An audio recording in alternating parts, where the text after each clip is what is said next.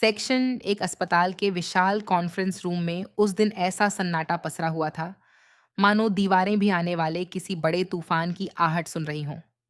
कमरे के बीचों बीच रखी लंबी मेज पर कई मोटी फाइलें खुली हुई थीं।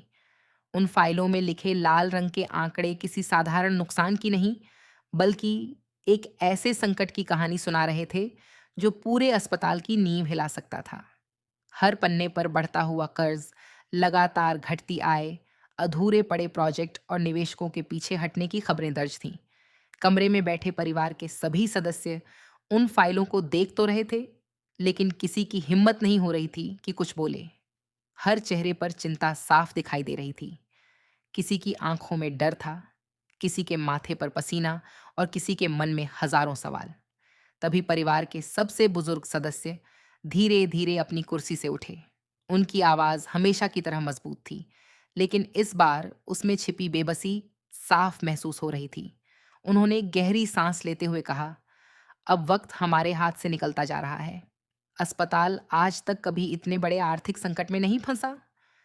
कई बड़े निवेशकों ने अपना हाथ खींच लिया है, और जो लोग अभी तक साथ थे, वे भी अब भरोसा खोने लगे हैं। अगर कुछ ही दिनों के अंदर करोड़ों रुपए का इंतजाम नहीं हुआ, तो हमें इस अस्पताल के दरवाजे हमेशा के लिए बंद करने पड़ सकते हैं। उनके शब्द कमरे में गूंजते ही ऐसा लगा जैसे किसी ने सबके पैरों तले जमीन खींच ली हो।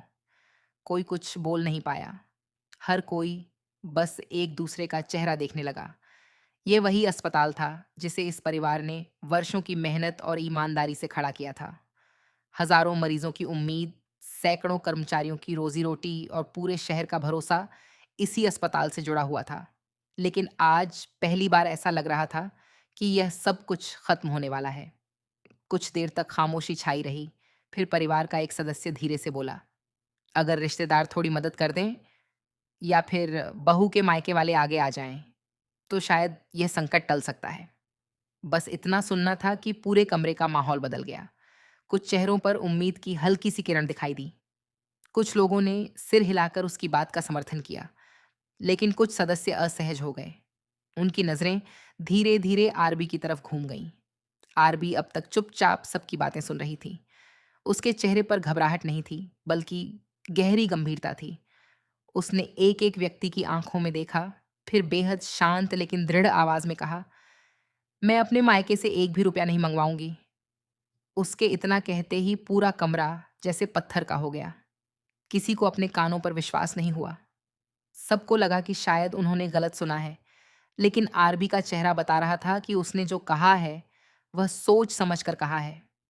कुछ पल तक कोई कुछ नहीं बोला। फिर अचानक एक सदस्य गुस्से से खड़ा हो गया। उसने ऊंची आवाज में कहा, तुम्हें समझ भी है कि तुम क्या कह रही हो? पूरा अस्पताल डूबने की कगार पर खड़ा है। हजारों लोगों का भविष्य खतरे में है। अगर आज मदद नहीं मिली, तो कितने कर्मचारियों की नौकरी चली जाएगी, कितने मरीजों का इलाज रुक जाएगा, और तुम अभी भी अपने सिद्धांतों की बातें कर रही हो।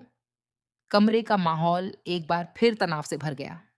सबकी नजरें आरबी पर टिक गईं, लेकिन उसने बिना घबराए बहुत शांति से जवाब दिया, मैं अस्पताल की परेशानी समझती हूँ। मैं यहाँ मौजूद हर इंसान की चिंता भी समझती हूँ। लेकिन किसी बेटी के मायके को मुसीबत के समय पैसे देने के लिए मजबूर करना मदद नहीं कहलाता। यह दहेज का ही दूसरा रूप है। फर्क सिर्फ इतना है कि इसे नए नाम से बुलाया जा रहा है। उसकी बात सुनकर कुछ लोग भड़क उठे। किसी ने कहा, यह दहेज नहीं, परिवार की मदद है। दूसरे ने कहा, जब अपना घर जल रहा हो, तब रिश्तेदार ही काम आते हैं। लेकिन आरबी बिना डरे बोली, अगर शादी से पहले यही शर्त रखी जाती कि जरूरत पड़ने पर मेरे माता पिता अस्पताल को पैसा देंगे, तो शायद मैं ये रिश्ता कभी स्वीकार ही नहीं करती। शादी दो परिवारों का रिश्ता होती है, कोई आर्थिक समझौता नहीं। सेक्शन दो कॉन्फ्रेंस रूम में कुछ पल के लिए ऐसा सन्नाटा छा गया, मानो समय भी ठहर गया हो। आरबी की बातें सुनने के बाद किसी के पास तुरंत कोई जवाब नहीं था, लेकिन यह खामोशी ज्यादा देर तक टिकने वाली नहीं थी। अगले ही पल परिवार के कुछ सदस्य एक एक करके अपनी कुर्सियों से उठ खड़े हुए। उनके चेहरों पर गुस्सा, निराशा और बेचैनी साफ दिखाई दे रही थी। उन्हें लग रहा था कि जिस समय पूरा परिवार डूबने की कगार पर खड़ा है, उस समय आरबी अपनी जिद और सिद्धांतों को सबसे ऊपर रख रही है। तभी परिवार के एक बड़े सदस्य ने मेज पर हाथ मारते हुए कहा, आत्मसम्मान अपनी जगह ठीक है, लेकिन जब घर पर संकट आता है तो रिश्ते निभाने पड़ते हैं।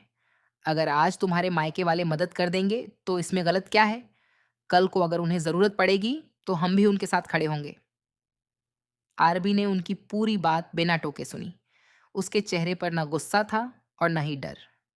उसने धीरे से पानी का गिलास उठाया, एक घूंट पानी पिया और फिर शांत आवाज में बोली, रिश्ते बराबरी से निभाए जाते हैं, किसी एक पक्ष से उम्मीद लगाकर नहीं। अगर आज मैं अपने माता पिता के सामने हाथ फैला दूं, तो कल हर मुश्किल में सबसे पहले उन्हीं की तरफ देखा जाएगा। फिर यह आदत बन जाएगी। मैं अपने माता पिता को इस बोझ के नीचे कभी नहीं दबने दूंगी। उसके शब्द सुनकर कुछ लोग और भड़क गए। तभी एक महिला सदस्य व्यंग्य से बोली, बड़ी बड़ी बातें करना आसान है, लेकिन करोड़ों रुपए का इंतजाम भाषण देने से नहीं होता। अस्पताल चलाना कोई छोटी बात नहीं है। यहाँ रोज करोड़ों का लेन देन होता है। अगर अस्पताल बंद हो गया तो क्या तुम्हारा आत्मसम्मान कर्मचारियों की सैलरी देगा? क्या तुम्हारे सिद्धांत मरीजों की जान बचा पाएंगे? कमरे का माहौल फिर गर्म हो गया। हर कोई आरबी के जवाब का इंतजार करने लगा, लेकिन इस बार भी उसने अपनी आवाज ऊंची नहीं की। उसने पूरे आत्मविश्वास के साथ कहा, मैं यह नहीं कह रही कि हालात आसान हैं। मैं सिर्फ इतना कह रही हूं कि गलत रास्ता अपनाकर सही मंजिल कभी नहीं मिलती। अगर आज हमने अपने सिद्धांत बेच दिए, तो कल इस अस्पताल की पहचान भी खत्म हो जाएगी। इतना सुनते ही परिवार के एक बुजुर्ग हल्की हंसी हंस पड़े। उन्होंने तंज कसते हुए कहा, तो तुम्हारे हिसाब से अब क्या किया जाए? क्या हम सब बैठकर भगवान से चमत्कार की उम्मीद करें? या फिर तुम्हारी नौकरी की तनख्वाह से अस्पताल का कर्ज चुकाएं? उनकी बात सुनकर कुछ लोग मुस्कुरा दिए।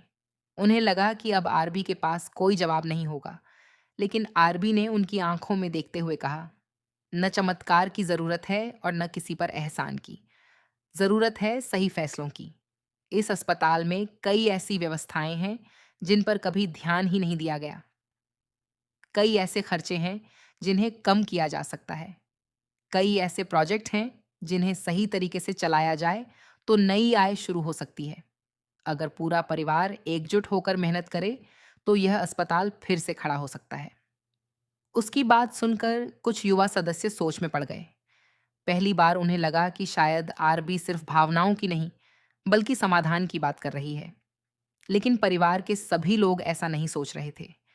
कमरे के एक कोने में बैठे दो सदस्य चुपचाप एक दूसरे की तरफ देख रहे थे। उनके चेहरे पर एक अजीब सी मुस्कान थी, जैसे उन्हें इसी मौके का इंतजार था। कॉन्फ्रेंस खत्म होने के बाद सभी लोग धीरे धीरे बाहर निकलने लगे।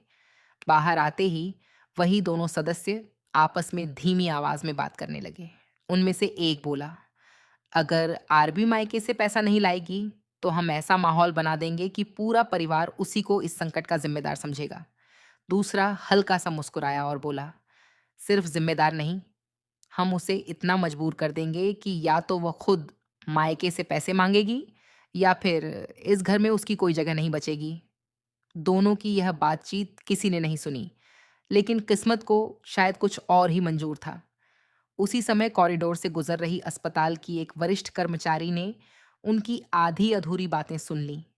वह पूरी बात तो नहीं समझ पाई, लेकिन उसे इतना जरूर महसूस हुआ कि परिवार के अंदर कुछ बहुत बड़ा खेल शुरू हो चुका है। उधर आरबी अपने कमरे में पहुंची तो उसके मन में भी तूफान चल रहा था। वह जानती थी कि आज उसने जो फैसला लिया है, उसकी कीमत उसे जरूर चुकानी पड़ेगी, लेकिन उसे अपने फैसले पर कोई पछतावा नहीं था। उसने अपने माता पिता की तस्वीर की तरफ देखा और मन ही मन कहा, मैंने हमेशा आपसे सीखा है कि सम्मान कभी खरीदा नहीं जाता। चाहे कितनी भी मुश्किल क्यों ना आए, मैं आपके संस्कारों को टूटने नहीं दूंगी।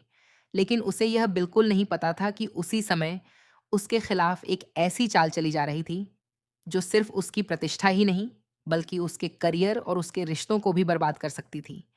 अगले ही दिन अस्पताल में एक ऐसी घटना होने वाली थी जिसके बाद पूरा परिवार आरबी पर शक करने लगेगा, और यह साजिश इतनी खतरनाक होगी कि सच और झूठ के बीच फर्क करना लगभग नामुमकिन हो जाएगा।